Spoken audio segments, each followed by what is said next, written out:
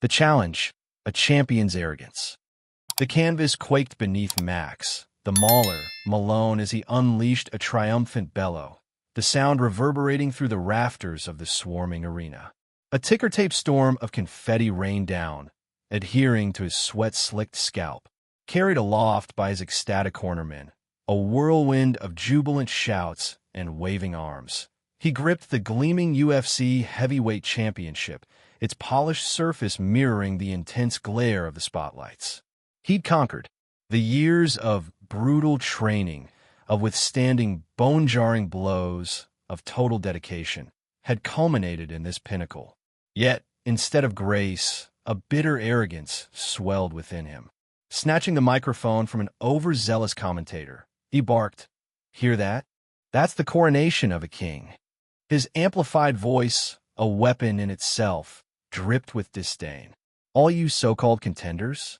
You're all trash. Understand? Just garbage. I'll devour you and discard the remains." The crowd, a seething blend of adoration and animosity, responded with a roaring discord.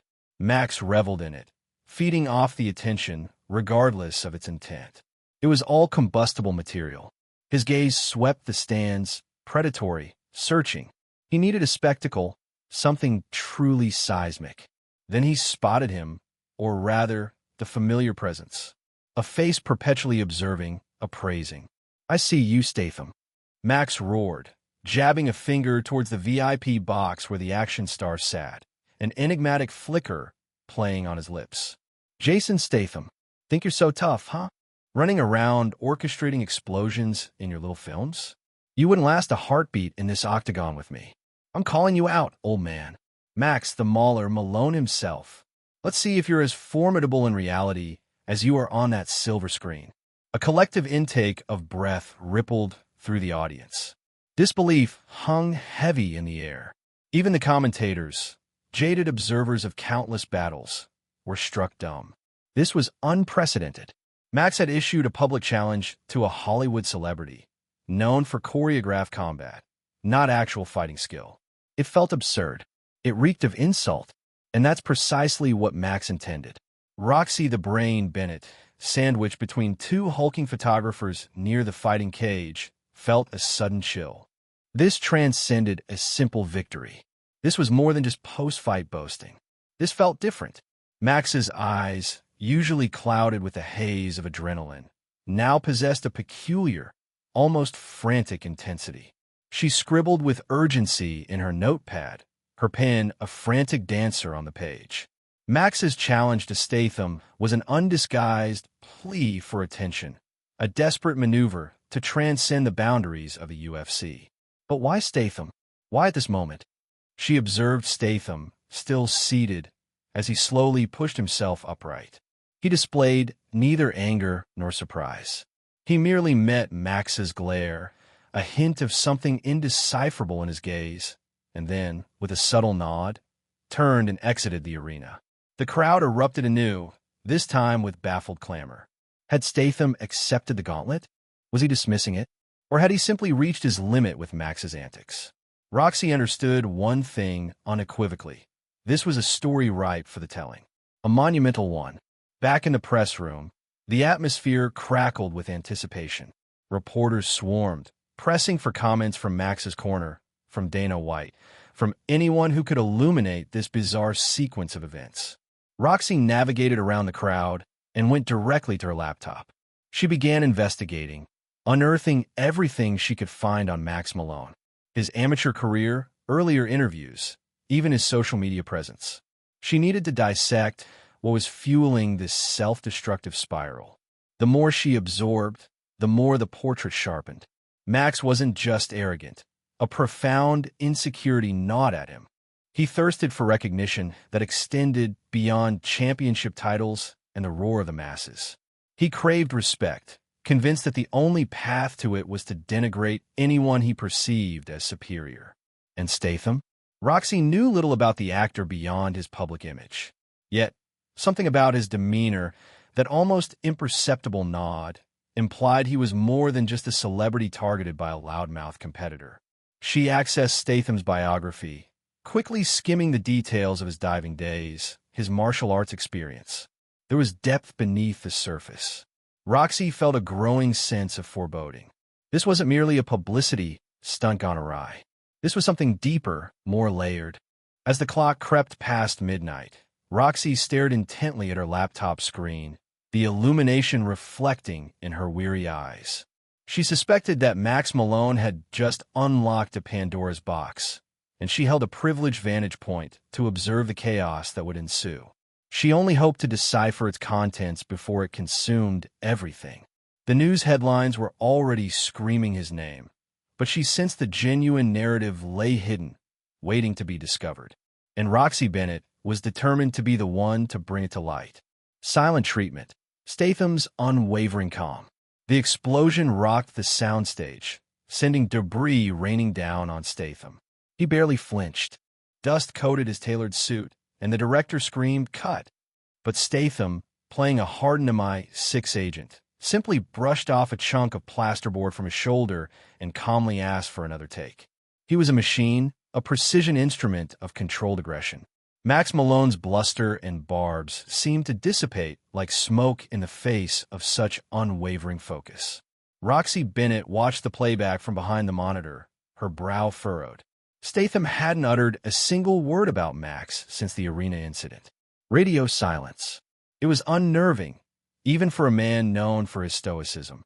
She tried reaching his publicist, but the line was dead, a digital barricade erected around the action star. This was either a brilliant PR strategy or genuine indifference. Either way, it was working, at least on her. Max, meanwhile, was imploding. Social media was a constant stream of insults, challenges, and increasingly bizarre stunts designed to elicit a response. He'd driven a monster truck through a cardboard cutout of Statham, painted his face like a Union Jack, and screamed profanities outside a yoga studio rumored to be Statham's regular haunt, and even challenged a wax figure of Statham to a staring contest at Madame Tussauds. All met with the same infuriating silence. Roxy finally cornered Max outside a gym in West Hollywood. He was glistening with sweat, his face flushed, and his eyes wild. "Max, any thoughts on Statham's continued silence?" He spat on the pavement. "The geezer's scared, Roxy. He knows I'd dismantle him. He's hiding behind his bodyguards and his Hollywood bullshit." Or maybe, Roxy countered, holding her microphone steady, "he simply doesn't think you're worth his time." Max's face twisted. "Worth his time? I'm a mauler, Roxy. I'm box office gold. He's yesterday's news, a washed-up action star clinging to the past. His latest film is tracking to be a blockbuster," Roxy pointed out coolly. Max just scoffed and flexed his biceps. "Let's see how tough he is when he's facing me, not some CGI monster." Roxy sighed inwardly. The man was a walking, talking cliché. "So what's next? Are you planning on serenading him outside his house?" Max grinned, a flash of something genuinely unsettling in his eyes. "You'll see, Roxy. You'll all see." The premiere of Statham's new film was a spectacle. Red carpet, flashing cameras, the whole 9 yards. Statham, looking impossibly suave in a dark suit, posed for photos with his co-stars, his expression unreadable. The crowd roared as he moved down the line, shaking hands and signing autographs. Then chaos. A roar louder than the crowd erupted as a beat-up ice cream truck careened onto the red carpet, scattering photographers and security guards. Max, wearing a ridiculous oversized Statham mask and wielding a microphone, jumped onto the hood. "Statham, come out and face me, you coward," he yelled, his voice distorted by the mask. "Let's settle this like men. No cameras, no scripts, just you and me." Statham didn't flinch. He simply raised an eyebrow, a hint of amusement flickering across his lips. Security swarmed the truck, dragging Max off kicking and screaming. The cameras ate it up. Later that evening, Roxy sat in a dimly lit bar, nursing a whiskey. She'd spoken to several moviegoers outside the cinema. Opinions were split. Some thought Max was a joke, a publicity stunt gone wrong. Others saw him as a genuine threat, a wild card capable of anything. A few even admitted to being entertained by the whole thing. The bartender, a grizzled veteran named Sal, wiped down the counter. That Malone fella's got a death wish, doesn't he? Roxy swirled her whiskey. Or a desperate need for attention. Statham's playing it cool, though, Sal observed. Like he's seen it all before. Maybe he has, Roxy murmured, thinking back to the enigmatic expression on Statham's face in the arena. He had observed Max's outburst with something akin to detached amusement. It wasn't fear, it wasn't anger. It was something else. Something she couldn't quite decipher. And that, she realized, was the most unsettling thing of all. Hidden skills, a glimpse of the past. The internet detonated an hour after Statham's enigmatic departure. A single video, uploaded to a verified but rarely used account under the name J. Lord, was the fuse. It was raw, grainy footage, seemingly shot on a handheld camera. The setting was a dimly lit dojo, the air thick with dust motes dancing in the single shaft of sunlight piercing through a grimy window. And there was Statham, but not the Statham the world knew. This wasn't the charismatic action star delivering a punchline before delivering a punch. This was something older, more deliberate. He moved with a fluid grace that defied his age, flowing through a series of kata that were unfamiliar, almost alien. There were no elaborate kicks, no flashy acrobatics.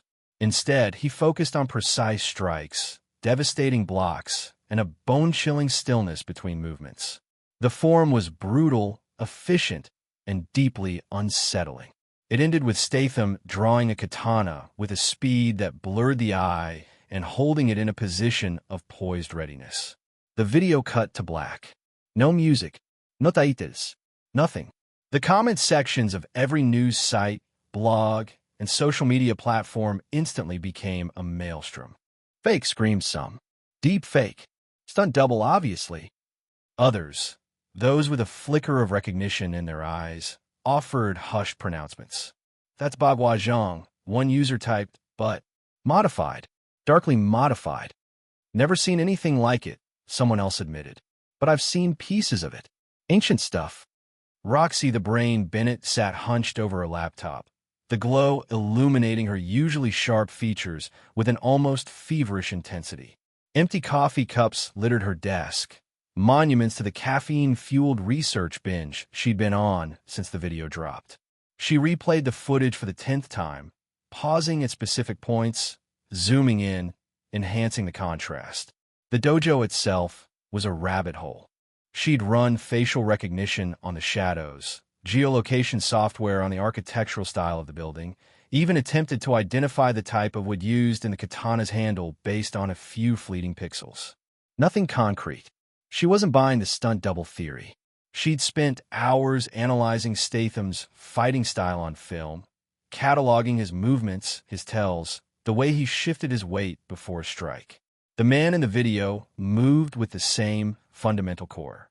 The difference was the refinement, the lethal precision. It was like comparing a rough sketch to a master's painting. Roxy scrubbed back and forth through the video, focusing on the hand movements. There was something familiar, yet elusive, about the way he shifted his grip on the katana. She pulled up a database of martial arts masters, filtering by age, known styles, and potential for secrecy. Her fingers flew across the keyboard, dismissing name after name. The clock ticked past 3 a.m., painting the city skyline with the first strokes of dawn. Frustration gnawed at her.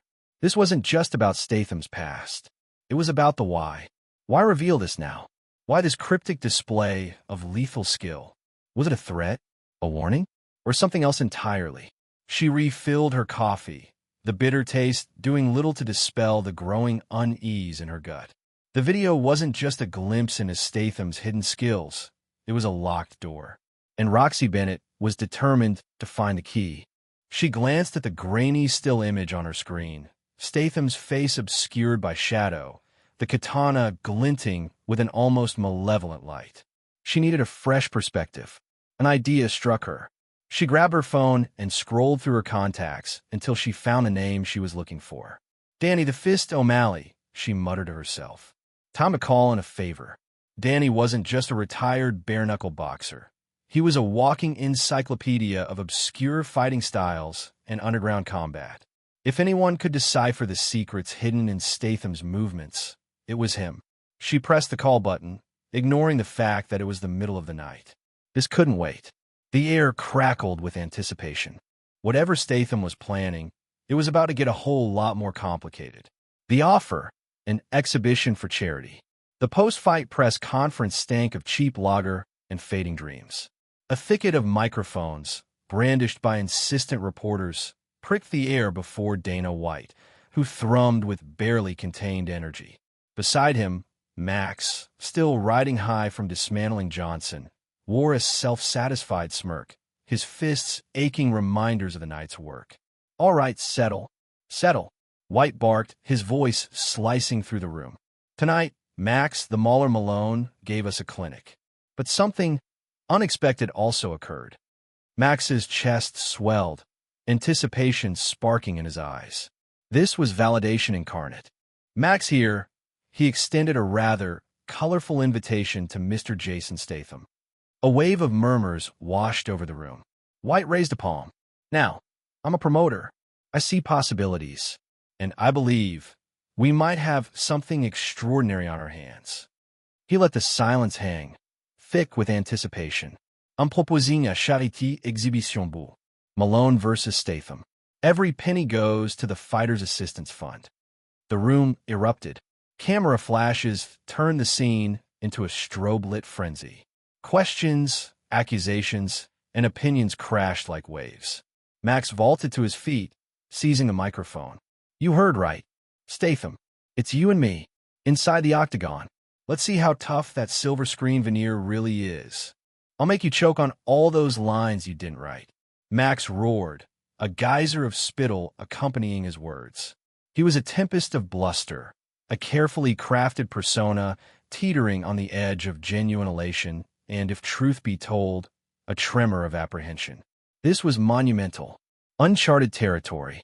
White snatched back the microphone with practiced ease. "Easy, Tiger, easy. We still need Mr. Statham's consent. We've already contacted his people. I'm optimistic we can structure something.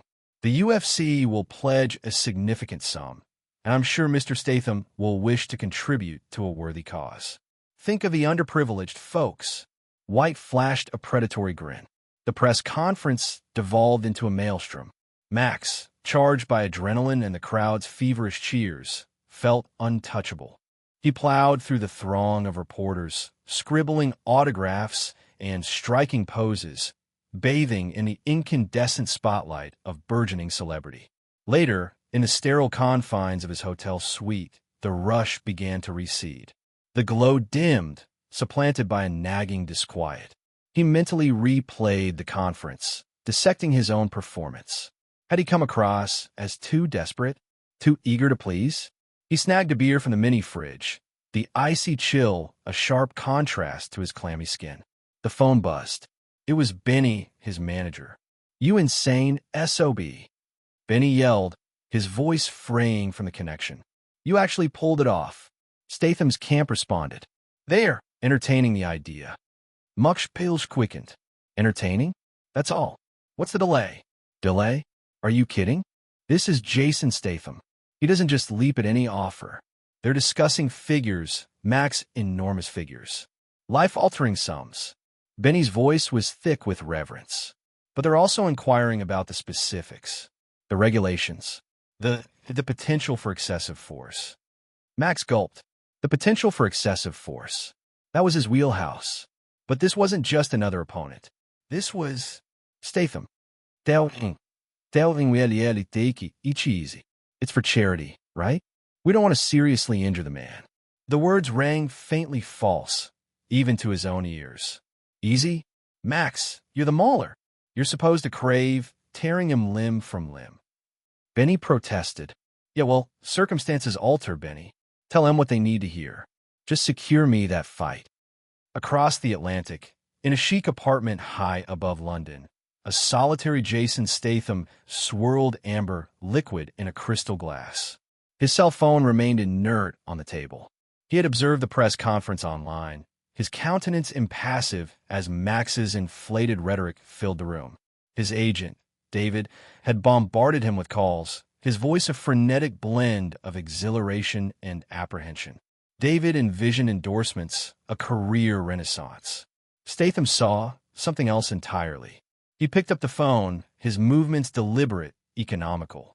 He dialed a number etched in the recesses of his memory. "It's me," he stated, his voice a gravelly murmur. "I believe I require your assistance." The reply, a woman's voice, flowed like liquid velvet. "What troubles you, Jason?" "A favor, Statham articulive." "A considerable one, and it concerns a rather boisterous American with a penchant for inflicting pain." He paused, taking a measured sip. "He's presented me with an opportunity one cannot decline. However, I must ensure he comprehends the true cost. The condition, a sparring match with rules." The echo of Max's gauntlet sizzled in the air as Jason Statham strolled forward, a hint of amusement gracing his features. The crowd inhaled as one. No need for amplification. His voice, honed by years on set, resonated through the arena. "I accept, Malone." A seismic roar shook the rafters, crashing over Max. He swelled with pride, grinning as the adrenaline sparked, a thrilling heat under his skin. Destiny beckoned. However, Statham's voice sliced through the cacophony, sharp as glass. "I'm not interested in carnage. I propose a controlled bout, under specific regulations." The roar sputtered, dissolving into a puzzled murmur. Regulations? Control? Not the blood sport they craved. Regulations? Max sneered, his voice booming through the microphone. "What, no biting? No fish-hooking? Is this playtime?" He punctuated his disdain with a gob of saliva that landed with a wet smack on the canvas. "I want to fight, Statham. Aprupe brau." Statham remained impassive, an unyielding bulwark against Max's aggression. Firm rules. No headshots with the elbow. No strikes to a down combatant. No ground strikes. First to 5 points, awarded for clean, measured blows to the torso or head. And he paused, letting the anticipation tighten. 10-ounce gloves. Mandatory. A collective groan swept the stands, a wave of disappointment. Even Max seemed momentarily dumbfounded. 10-ounce gloves? That's like swatting with pillows. He shook his head, incredulous. "You're running scared, aren't you? Petrified of getting tagged." He jabbed a finger at Statham, his voice laced with scorn. "Admit it. You're nothing but a has-been clinging to the spotlight." Statham simply arched a brow, an indecipherable glint flickering in his gaze. "Safety measures, Malone. I've got a picture to film next month. Can't exactly show up looking like I tangled with a wood chipper, can I?" Muck scoffed. "Excuses. That's all I'm hearing. Hollow excuses." He turned to the audience, spreading his arms wide. "You hear that? He's cowering, trying to wiggle out of a legitimate fight." The crowd, despite their initial letdown, rallied behind Max, their jeers aimed at Statham. Roxy Bennett, ringside with her ever-present notebook, observed the exchange with a discerning eye. Something about Statham's bearing felt off-key. It wasn't fear she detected, but something icer, more calculated. She'd interviewed him during the press blitz for that automotive action sequel. He was the epitome of professionalism, ever in command, ever aware of his persona. This felt orchestrated. Once the press conference concluded and the arena began to clear, Roxy intercepted Statham near the backstage exit. "Mr. Statham," she called, her voice carrying with crisp authority. "Roxy Bennett, Fight Night magazine."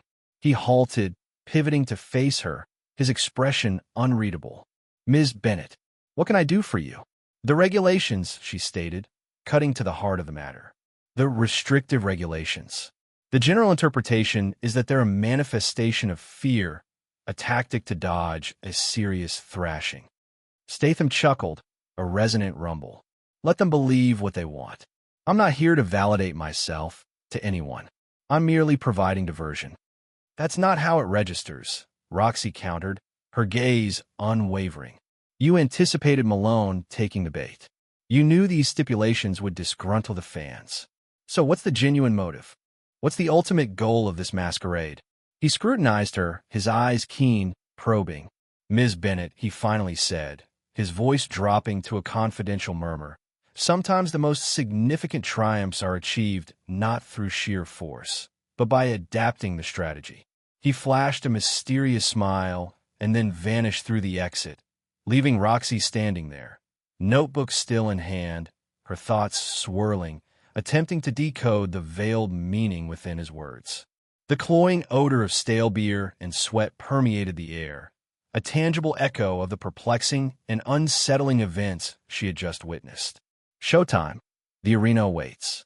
The sonic boom slammed into Max, a tidal wave of sound compounded by fervent cheers, spiteful jeers, and the raw, untamed hunger of the crowd. He parted the velvet curtain and beheld the spectacle. A writhing ocean of faces bleached white under the merciless glare of the spotlights. One half, the die-hard fanatics, sported painted faces and chanted his moniker, Mauler, Mauler. The other, a smattering of Hollywood glitterati, looked as if they'd stumbled in from some glitzy premiere, their expressions a mix of morbid fascination and poorly veiled contempt. A modern coliseum, and he, Max Malone, the gladiator poised for blood. He thrived on it. This was his elixir. He danced lightly, peppering the air with phantom jabs, feeding the frenzy. He spotted Benny the bookie, Bernstein near the apron, his face slick with apprehension.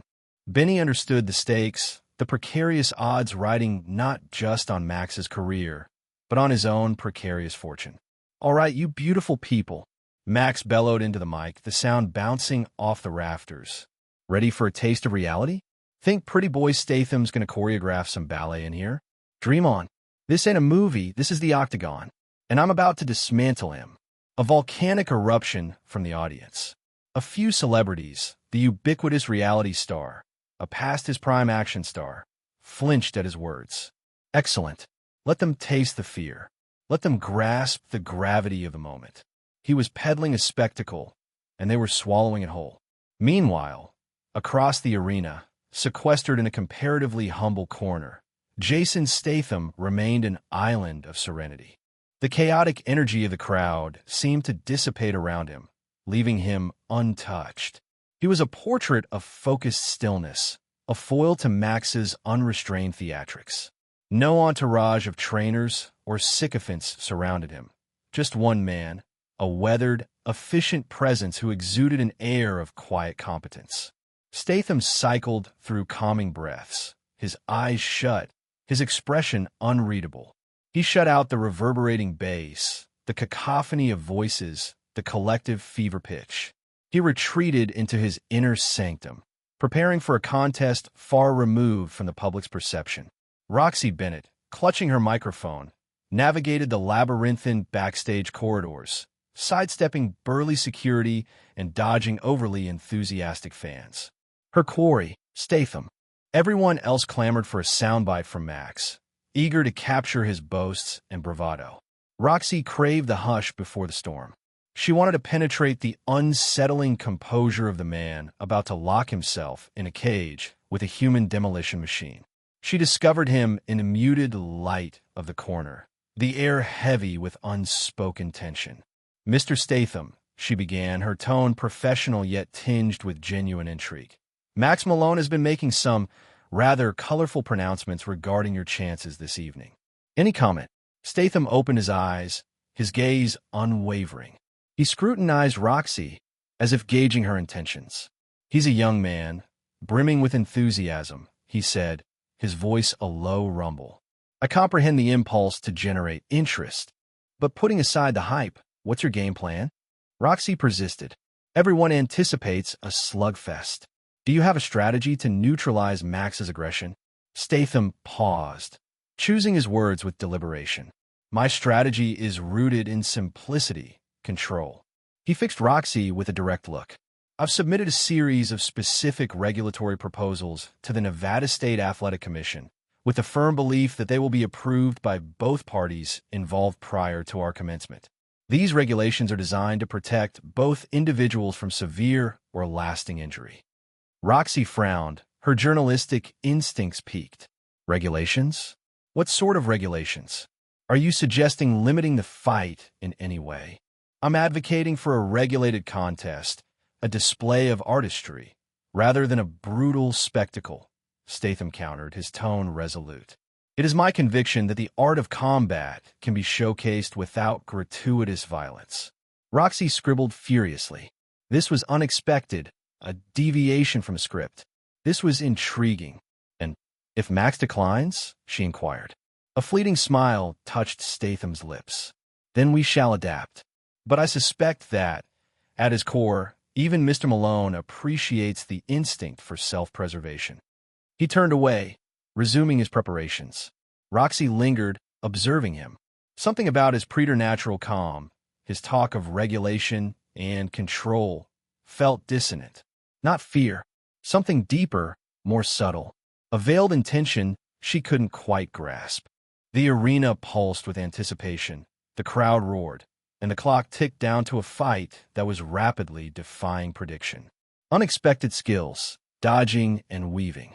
The bell chimed, a high, piercing sound that seemed to slice through the humid air of the octagon. Max exploded forward, a coiled spring finally released. He roared, a guttural sound ripped from his chest, and launched a jab aimed squarely at Statham's face. This was it. Time to show the world he was more than just hype. Statham simply tilted his head, the punch whistling past his ear by what felt like millimeters. Max recovered instantly, pivoting into a right hook, fueled by the momentum of his first strike. He pictured Statham crumpling, the crowd roaring his name. Champion material, that's what they'd call him. But Statham wasn't there. It was as if the man had anticipated the blow before Max even threw it. He took a short step back, his weight balanced perfectly, and the hook sailed harmlessly into empty air. "Come on, old man," Max barked, the words laced with a forced bravado that didn't quite mask the tremor of unease creeping into his stomach. He feinted left, then unleashed a brutal leg kick, aiming to buckle Statham's knee. Again, nothing. Statham's left leg shot out, deflecting the kick with a sharp thud. Max felt the impact reverberate up his own shin, a jolt of unexpected pain. He stumbled slightly, and Statham used the opportunity to create distance, moving fluidly away like smoke in a breeze. The crowd murmured, a low hum of surprise rippling through the arena. They hadn't expected this. They'd expected Max, the mauler, to be tearing into Statham like a whirlwind. They certainly hadn't expected Statham to dance. Max pressed his attack, a flurry of punches and kicks, each blow delivered with the full force of his frustration. He was faster, stronger, younger. He should be connecting. He needed to be connecting. But Statham was a ghost. He weaved and bobbed, slipped and sidestepped, his movements economical and precise. Every block was perfectly timed, every dodge a calculated retreat. He wasn't just defending. He was controlling the pace, dictating the rhythm of the fight. Sweat stung Max's eyes. His breath came in ragged gasps. He threw a wild overhand right, the kind of haymaker that had knocked out countless opponents. Statham simply leaned back, the punch passing harmlessly over his head. He straightened, his lips curving in the faintest hint of a smile. A smile that felt like a punch to Max's gut. Panic began to claw at the edges of his mind. This wasn't how it was supposed to go. He was the predator, the aggressor, the unstoppable force. Statham was supposed to be the prey, the victim, the washed-up action star. He lunged again, a desperate, reckless attack. Statham caught his wrist, the grip surprisingly strong. For a split second, Max saw a flicker in Statham's eyes, a glint of something hard and dangerous. Then, just as quickly, it was gone. Statham released his grip and smoothly transitioned into a defensive stance. Max staggered back, his legs suddenly heavy. He felt exposed, vulnerable. He looked out at the roaring crowd, but the sound seemed distant, muffled. The lights felt too bright, the air too thick. He tasted blood, the metallic tang coating his tongue. He hadn't even been hit, yet he tasted defeat. Statham stood calmly in the center of the octagon, his expression unreadable. He was a wall, an impenetrable fortress, and Max, the mauler, was starting to feel very, very small. He was trapped in a nightmare of his own making, facing an opponent he didn't understand, and with every passing second, his confidence crumbled a little more. The whisper, a lesson in humility. Max charged, a bellow ripping from his throat, a predator unleashed. He swung a hammer blow, destined to pulverize bone. Statham, a whisper of movement, evaded the brute force with insulting ease. The clumsy swing cut only air, leaving Max vulnerable. In answer, Statham delivered a measured jab, a pinpoint strike to Max's core. Wind left him in a rush, a pained wheeze escaping. He recoiled, surprise clouding his features. He'd anticipated a brawl, not this surgical dismantling. He advanced again, now wary, a tentative lead hand probing for weakness. Statham remained an unruffled pool, mirroring Max's every twitch. He brushed aside the feint with a subtle parry, deceptively strong. Quicker than thought, Statham's other hand lashed out, a viper's strike against Max's bicep. A lightning bolt of agony surged up his arm, leaving it momentarily numb. Max stumbled back, shaking the affected limb, attempting to restore circulation. He circled, lungs burning, his earlier swagger replaced by creeping apprehension. Statham stood serene amidst the octagon's frenzy, seemingly untouched by the escalating conflict. Frustration bit deep. Max craved connection, a return to dominance, to silence the seed of doubt now flowering in his mind. He exploded forward, a chaotic storm of fists, untamed and inaccurate. Statham patiently weathered the onslaught, each deflection a subtle rebuke, a silent seminar in combat. Then, with a shift so smooth it bordered on illusion, Statham took command. He closed the distance, expertly securing his grip on Max's GI. Before awareness dawned, Max was airborne, his feet severed from the ground. The world became a blur, the crowd's roar a distant drone. Then impact. Max slammed down, the canvas offering scant comfort. He lay there, gasping, the taste of dust and humiliation coating his tongue. He braced for Statham's follow-up, a rain of blows to end all. But the assault never came. Instead, a hand offered assistance, pulling him upright. Statham stood before him, his expression inscrutable. He leaned in, his breath ghosting across Max's ear. "Remember your roots, Maximus," Statham murmured, his voice devoid of animosity. The words struck with far more force than any physical blow. It was the cadence, the unspoken comprehension. A sudden tide of shame washed over Max, a stark reckoning with the arrogance and self-importance that had consumed him. He glimpsed, perhaps for the first time in years, the boy he once was, the sacrifices of his family, the aspirations he had almost buried under the weight of ambition. Statham released him, stepping back. The contest continued, but the landscape had irrevocably shifted. Max stood, reeling, his bravado shattered, replaced by a nascent humility. He raised his guard, but his movements lacked conviction. The inferno that had blazed so brightly had dwindled to a sullen glow. He circled Statham, his eyes now reflecting a disconcerting blend of confusion and remorse rather than rage. He offered a hesitant jab, more query than strike. Statham dismissed it effortlessly. Max did not pursue. He could not. The fight had transcended its initial premise. The crowd sensed the alteration. The bloodlust faded, replaced by a murmur of perplexed anticipation. They had arrived for carnage, a display of raw physicality. They found themselves witnessing something altogether different, a confrontation not just of muscle and technique, but of character and resilience. Max retreated another pace, his gaze glued to the canvas. The mauler was gone, supplanted by a man wrestling with a far more formidable adversary, himself. He had entered the octagon seeking glory, but he was discovering something infinitely more profound, a lesson in humility delivered with the force of a takedown and the sting of whispered truth. The bell chimed, marking the round's end, but it felt like an afterthought. The real battle had only just begun. Respect earned, a new beginning. The roar of the crowd was a physical thing, pressing in on Max from all sides as he circled Statham. His legs burned, his lungs screamed, but the adrenaline kept him moving. He landed some good shots, seen Statham wobble a few times, a sight that had sent a jolt of manic glee through him. But the man was a fortress, immovable, unyielding. And now, the fortress was advancing. Statham moved with a measured grace that belied the power he possessed. Each step was deliberate, each glance a calculated assessment. He was no longer just defending. He was hunting. Max backpedaled, acutely aware of the cage pressing against his spine. He feinted a jab, trying to keep Statham at bay, but the veteran simply brushed it aside, his eyes locked on Max's. Then it happened. A blur of motion. A lightning-fast combination that Max barely registered. A sweep of the leg, and he was on the ground, the air driven from his lungs. Statham stood over him, not triumphant, but almost disappointed.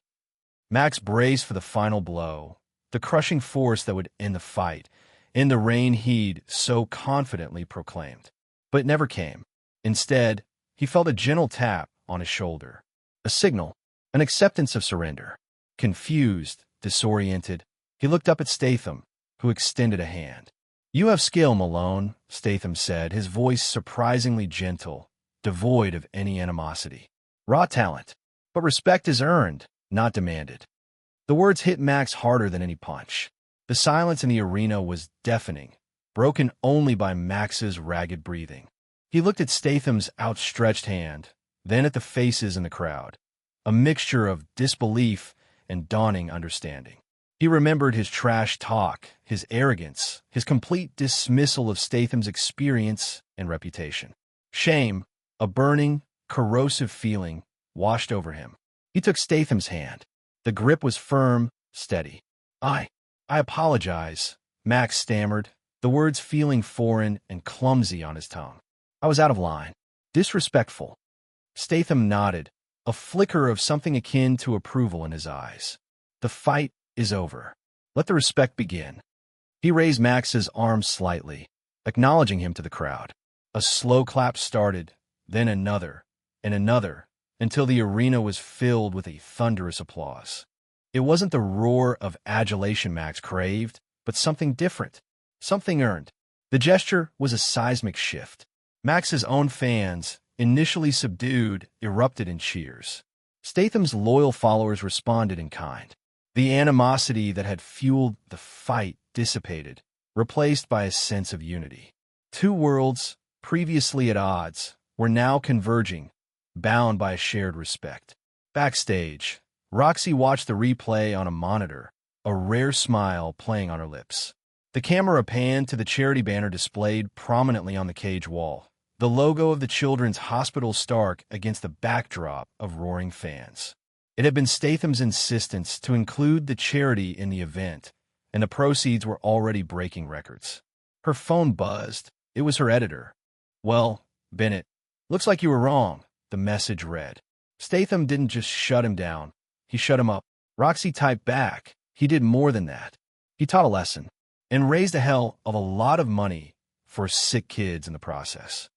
She watched as Max and Statham gave a joint interview. Their body language relaxed, almost friendly. Max spoke of learning a valuable lesson, of the importance of humility and respect. Statham reiterated his belief in the power of martial arts to instill discipline and character. Later that night, Roxy filed her final report.